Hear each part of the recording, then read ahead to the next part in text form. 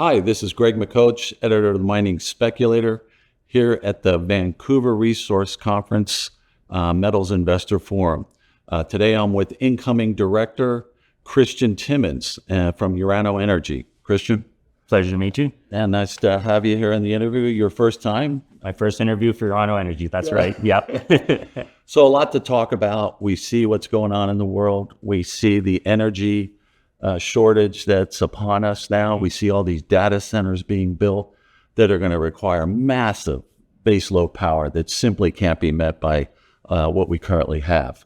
And I find it to be like sublime irony that the green techies that need all this data, right, to build all these data centers now have no option but to go nuclear. Yeah. And nuclear power is here to stay. That alone guarantees the bull market in uranium, especially for U.S. producers like Urano. So we're in the driver's seat, and let's talk a little bit about where you think uranium's going and what your position is, as you move forward with Urano. Sure. Well, uranium is, back in 2020, I started really paying attention to uranium myself personally, and since then we've been just watching this thing slowly develop. Then these AI data centers came out, and that really threw gasoline on the situation. Yeah. I mean, even before AI, we did have some problems with energy. Yeah. And the public just really wasn't paying attention to it. Right. And what the AI has really done is just brought that knowledge to the forefront of everyone's, and now they're paying attention to it. And it took a problem of not having enough energy in North America, around the world. Actually, It's not just North America. It's a worldwide problem at this point. We've been cutting baseload power for way too long.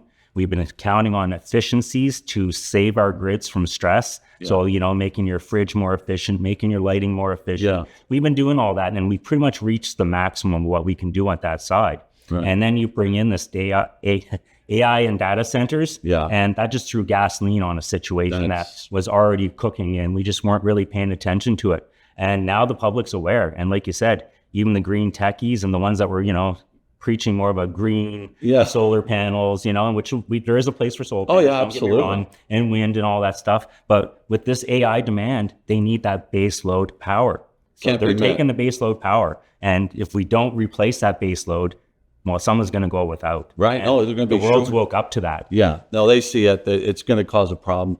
I thought uranium, I've been a uranium bull for a while now, been waiting. We knew it's coming, but finally it's here. And, so there's a lot of money to be made in this space, and you're with a company that I think is well poised, and the other companies we're going to be talking about today, on my panel, Verdera and Group 11, they're both well poised for the same scenario. So I'm very bullish on energy, and we're just glad it's here. We're going to make a lot of money, and so.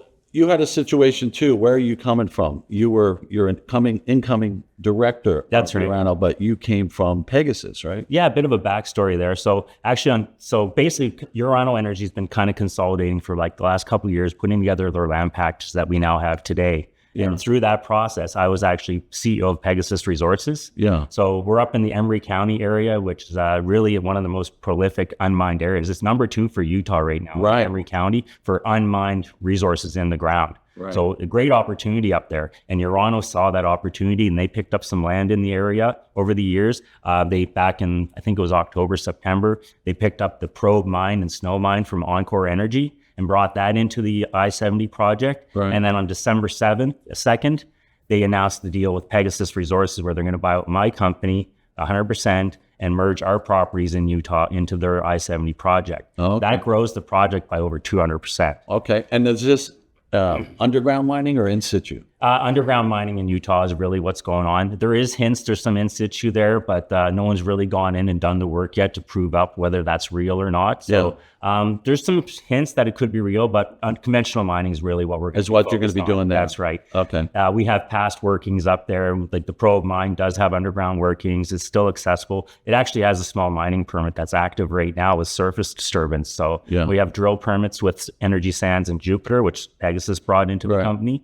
And then we've got the small scale mining permits as well with Probe Mine. And those have historical resources that are attached to them as well. So how are like Bill Scherf's other companies that we're talking about here, Badera and Group 11, how are they going to interact with you guys? They're really separate entities. Totally from us. separate. Yeah, like Veradera is going to be focused on New Mexico, I believe. So that'll be more of an ISR story. Yeah, in situ. And then, Group 11, I'm not actually up on Group 11. Well, it's brand new. I'll stay away from that one. I'm not up on it yet because Bill called me and said, well, these are new companies, you know. Yeah. It's like, okay, what do I say? Well, we'll just go with the flow. Right? Yeah. But with Urano, we're just finishing the consolidation phase of all the properties we have. So we're now ready to kick off the working phase. So it's really a great opportunity for investors to start paying attention to a company like Urano, because we are just at the starting gate here. We do have a lot of data to work with. We have historical workings to deal with. So we're not starting from greenfield. These are brownfield projects. So we have a lot of data to work with. So we think we can advance these very quickly and economically. And that's key. You know, if you could get that old data from the old workings, that is so valuable. That's like a treasure trove of information. Very much is, yeah. And to have that, you are in the driver's seat. So it's so nice when you have that data. Like when you go to build a drill program and you've got data of like 190 drill holes like we do up at Jupiter, you can go in there and really define a great program and get the most out of it. Yeah, and I like those areas. I've toured those areas. You know, you got infrastructure, you got highway, you got electricity, you got it all. And it's an active area. There's mining going on to the southwest for lithium and potassium, and like there's a lot of other projects in the area. So the locals are comfortable with the industry and in general too. So that's a great bonus for us. Yeah, it creates jobs. You know, we all need more jobs. Every country. January 20th, Utah's governor came out. And they said they want to supply 25% of the critical minerals USA needs. Wow. So, and they're bringing out programs to make that happen. So another bonus for us, because that's really our main focus is going to be. Yeah, so you're going to have all the politics behind you guys as well. We've got the Fed behind us. We've got the state level behind us. Oh, boy. Like the tailwinds are amazing right now for uranium, especially if you're USA based. Absolutely. And you have brownfield projects, which is a huge up.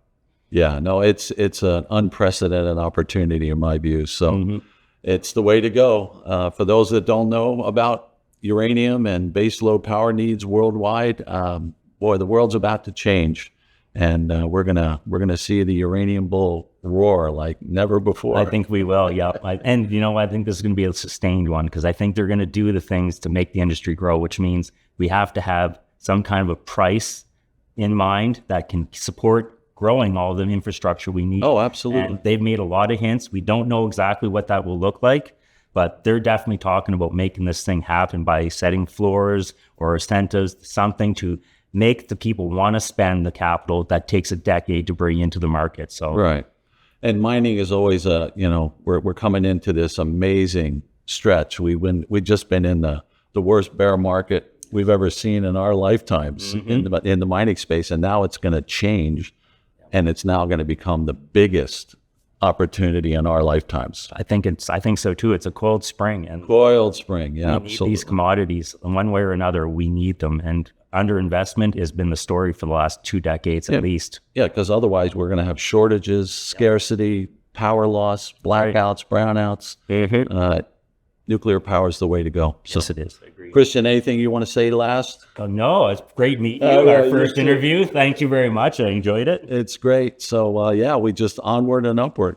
Yes. It's looking good.